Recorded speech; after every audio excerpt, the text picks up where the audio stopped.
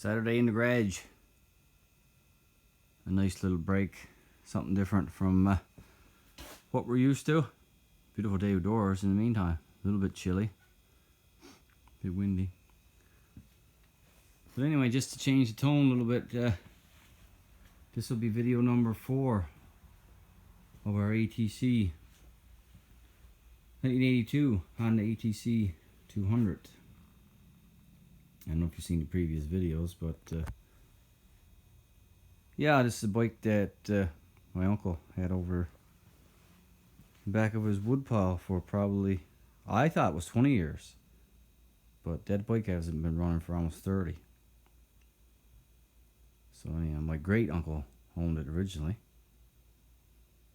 And one of the first ones who came to town. First ones we started seeing the 3-wheelers come to town around the late 70s and 80s. So that's 82. So I'm guessing it's probably the 4th or 5th one. That was a big thing back in the day. And now she's 41 years old. So yeah, we got it all tore down. Last video we got it running just to make sure there was no hidden gems for us, problems, valve train, electrical, CDI, crank, piston, anything like that before we tore it down. So then got it today and got it tore down, completely tore down. Frame is good, bearings in the front is good, the headlight works, the front rack option, rear rack. Anyway, the frame is not too bad. I don't know if I'm going to end up doing the paint job because I wanted to, in memory of my uncle, I wanted to have it just the way he had it last. If I paint over anything or do anything, just keep that rustic look. I really like that Honda line sticker on the back hitch, still on there after all them years. So she was decked out in her day with her front rack, back rack, and tow hitch, to say the least. And thanks to our friend This Old Trike, I was thinking that this one was supposed to have an on and off switch here, but it was only 81. 82 they changed to the kill switch, which I thought they both had. Anyway, don't see too many of them around, but that is a stock light. The pigtails and all that's in there just like the way it was, and the wiring harness is not hurt. Nothing cut off. There's even the now that's not corrosion, might be a little bit, but most of it is dielectric grease put in from the factory. Amazing. Yeah, a little bit of rust, but nothing serious.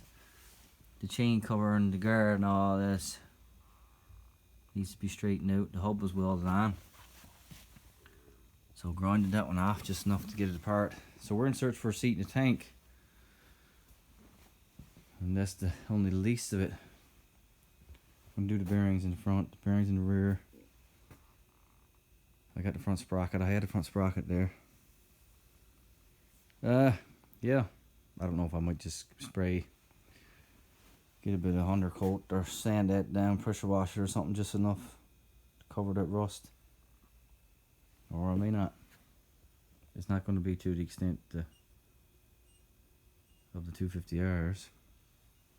Fenders are, back fenders are fine. One little crack in one of them there. Nothing worth talking about. It'll be fixed. And over to the bench. Managed to get the manifold off from the head. Luckily enough, the studs and everything came, so that's good. A couple new studs. And this is the... Some people like putting them back together, but I think the teardown tells a story. It tells a story of everything. Of what the bike's been through and what's... Piston is remarkable. Tighteners are dry rotted, cracked. And this is a little treat, see? I don't know if you can see the exhaust valve right here, but there's a pretty good chip gone out of it, which was amazing, because proof, you can go back to the last video, video 3, and that thing was running, practically idling. So, you know, these things can be put through the ringer. Cylinder's good. A little brush to little scrape, take the excess grime. Even got a license plate. Yeah, I'm not gonna go splitting cases, I don't think, and sandblasting and anything like that. Just gonna go back to get her the way she was. Last time I used her, which was 30 years ago. I said 20, but I'm saying it's at least 30. My uncle will have a better idea, but 20 would only go back.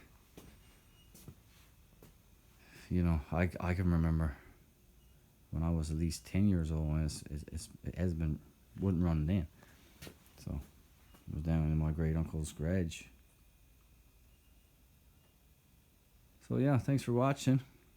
We gonna go get some parts. Parts are on order, cam chain and all that stuff, but it's gonna have to be another little, I just ordered some preliminary stuff what I figured it was gonna need. But we're gonna have to go more in depth. That stud almost came out of the block. But everything else came, the motor was never touched. Not even the CDI. Now the cover was off. I think they put a gasket behind it. And I think this valve adjuster cover was off because there was no gasket.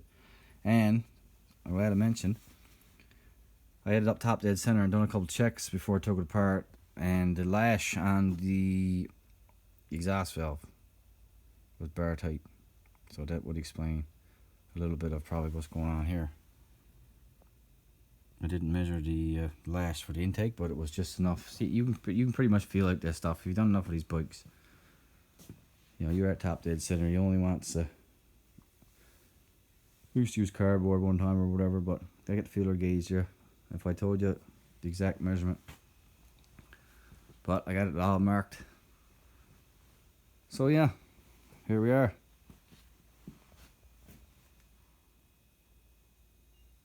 Great grandfathers or great uncles, Elam's 200.